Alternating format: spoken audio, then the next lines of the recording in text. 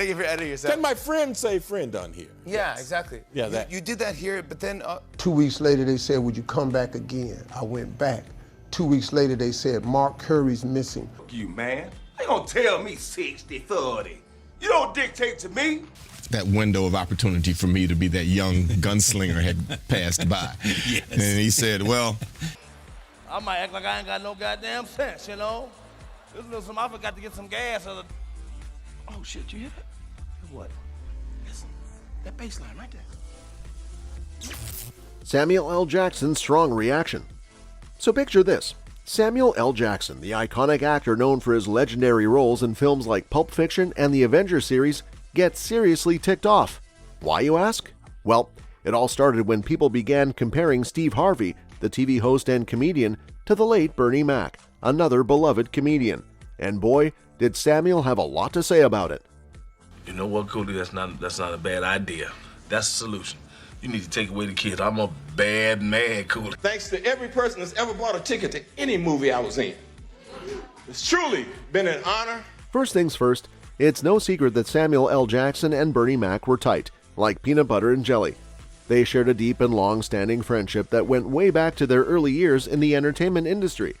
They weren't just colleagues, they were buddies who supported each other through thick and thin.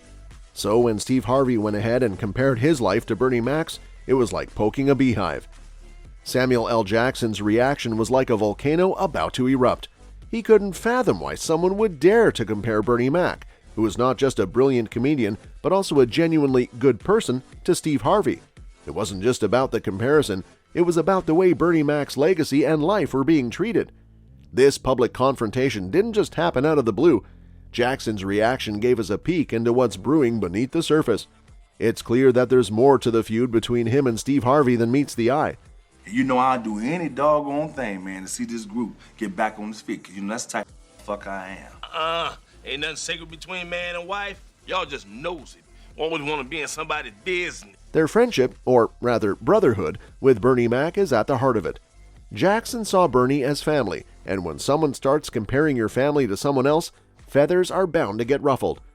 Samuel L. Jackson is known for being a funny guy on and off the screen, but this feud is anything but a laughing matter for him.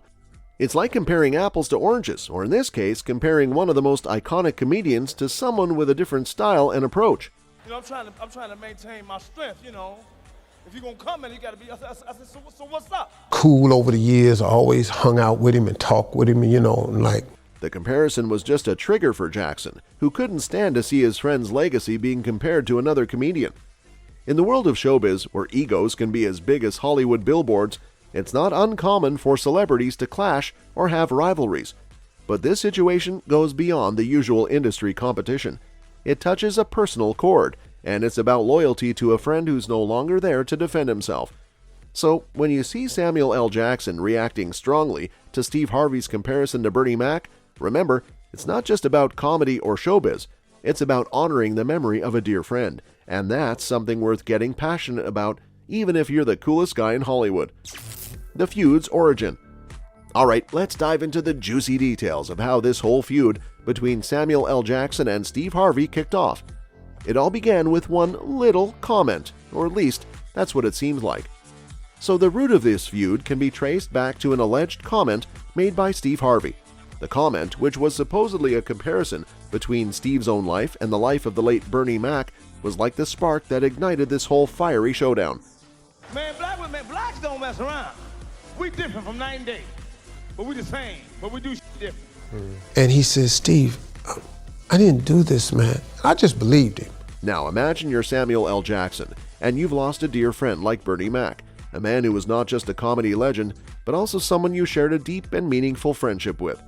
When someone, in this case, Steve Harvey, makes a comparison between your buddy and himself, it's like comparing apples to oranges, and Jackson, understandably, was not having any of it. It's not just the comparison itself that got under Jackson's skin, it's the fact that it involved Bernie Mac. This isn't just another celebrity feud in the world of showbiz, it's deeply personal. Jackson's loyalty to his friend, who's no longer around to defend himself, makes this a matter of honor and respect. You understand, you can't get up in my face but for so long. Right. I still cuss, I shoot dice. Oh shit, you hear that? What? Listen, That baseline right there. As you can imagine, when Harvey made these comments, it didn't sit well with Jackson. It's like someone questioned the legacy of his dear friend. And if there's one thing you don't mess with, it's the memory of someone you deeply care about. So, to sum it up, the feud between Samuel L. Jackson and Steve Harvey has its roots in a single alleged comment by Harvey where he compared his life to that of Bernie Mac. This comment touched a raw nerve with Jackson, who saw it as a disrespect to his late friend. It's a classic case of personal feelings getting tangled up in the glitzy world of celebrity, and it's safe to say that this feud is far from over. Bernie Mac and Samuel L. Jackson's friendship. Let's talk about something heartwarming amidst all this Hollywood drama: the incredible friendship between Samuel L. Jackson and Bernie Mac. These two weren't just colleagues, they were as tight as two peas in a pod. Their friendship dates back to the early days of their careers in the entertainment industry. Wearing a robe. You're a judge. Everybody in here know I ain't no damn judge. I might act like I ain't got no goddamn sense, you know? This little some, I forgot to get some gas. They must have had some cosmic connection, or maybe it was just the shared struggles of up-and-coming actors that brought them close. Whatever it was, it formed the basis of an enduring and deep friendship. Sure, they worked together professionally, which is common in showbiz, but their bond went far beyond that. They were like family. They supported each other through thick and thin, both personally and professionally. They didn't just act together, they had each other's backs off the set too. Samuel L. Jackson often speaks fondly of Bernie Mac, and you can tell that their friendship meant the world to him. It wasn't just about the movies or the comedy, it was about the genuine connection they shared. Do it for me. You! Come on, man, this is our shot. What? Better come back, fool. Oh, I was just acting in a movie. You, Samuel L. Jackson. Bernie Mac's impact on Jackson's life extended beyond their work. It was about having someone who understood you, laughed with you, and stood by you in the unpredictable world of entertainment. Their friendship was proof of the fact that even in an industry known for its fierce competition, real and lasting friendships can blossom. These two showed us that it's not always about who's on top or who's winning awards, it's about the people who stand by your side, making the journey worthwhile. So, in the midst of all the Hollywood drama, it's heartening to remember the beautiful friendship between Samuel L. Jackson and Bernie Mac. It's a reminder that even in the glitzy world of showbiz, genuine connections and lasting friendships are what truly matter. Contrasting motivations. Now, let's talk about what makes these two comedians, Bernie Mac and Steve Harvey, tick. It's not just about the laughs, it's about what drives them. First up, we've got Bernie Mac. The man was a comedy legend, and his motivation was as pure as it gets. That window of opportunity for me to be that young gunslinger had passed by. Yes. And he said, well... People that come see me, instead of a laugh, I try to give them something. Right. Just something. I'm old enough, man. He was primarily driven by his passion for making people laugh. It wasn't about the money. It was about staying true to himself and bringing joy to others. Bernie Mac's comedy was a reflection of his genuine, down-to-earth persona, and that's what made him so beloved. On the other side of the ring, we've got Steve Harvey. Now, Steve's motivation seemed to be a bit different. From an early stage in his career, he appeared to be more driven by the pursuit of wealth and success. It's not to say he didn't care about making people laugh, but his approach seemed to be more business-oriented. He knew how to build an empire in the entertainment world, from TV shows to stand-up comedy, and he wasn't shy about accumulating wealth along the way.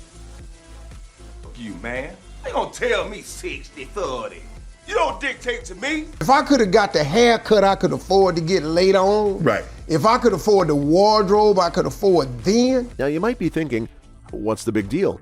Everyone wants to make money, right? Well, yes, but this difference in motivation may have played a part in the tensions between these two celebrities. Bernie Mac was all about the art of comedy and the love for his craft, while Steve Harvey, at least from the outside, seemed to have a more business-minded approach. These contrasting motivations could have led to different philosophies on comedy and life. You got on. So where you going, man? What is this you wearing? 2 weeks later, they said, would you come back again? I went back. 2 weeks later, they said, Mark Curry's missing. So when you have one comedian driven by pure passion and the other by a combination of passion and financial gain, you can see how clashes might occur. It's not a matter of one approach being better than the other, it's just a difference in perspective. And when you throw in their deep personal connections, it's like mixing oil and water. they don't quite blend. The jealousy factor. The feud between Samuel L. Jackson and Steve Harvey also delves into a reported rivalry that flared up during the original Kings of Comedy tour. This tour showcased the talents of Steve Harvey, Bernie Mac, Cedric the Entertainer, and D.L. Hewley, but it wasn't all laughter and camaraderie.